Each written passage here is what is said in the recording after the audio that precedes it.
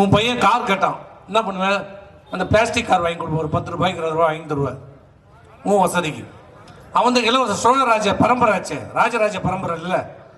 அவன் புள்ள நான் கார் ரேஸ் விடணும்பா. அதுக்கு நான் நீ விடுறா கார் ரேஸ், ஏன் விட்டு போனடா, விடுறா கார் ரேஸ். மருத்துவமனை இருக்குது, ராணுவ தளம் இருக்குது, துறைமுகம் இருக்கிறது, தலைமை கழகம் இருக்கிறது, நீதிமன்றம் இருக்கிறது, ரயில்வே ஸ்டேஷன் இருக்குது. அந்த இடத்த சுத்தி கார் ரேஸ் விட போறானோ. யாரோ ஒருத்தன் கார் ரேஸ் விடுறதுக்கு இவன் 45 கோடி ரூபாய் இவன் தரான். யாரு? யாருக்கு? எதுக்கு?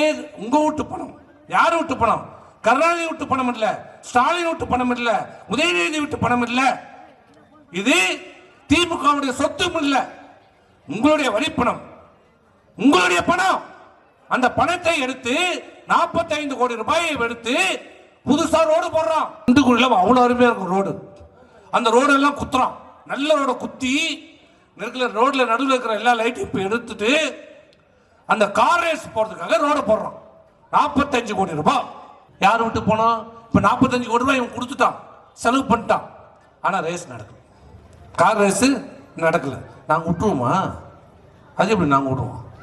எவன் விட்டு பண்ணிட்டு உன் புள்ள சொகுசா கார் ரேஸ் வேடிக்கை பார்த்து நாங்க வேடிக்கை பார்த்துருப்போமா இன்னைக்கு? ஆனா அந்த 45 கோடி உங்க வீட்டு பணம் ரோட்ல போயிடுச்சு, ரோட்ல அனாமத்தா போச்சு.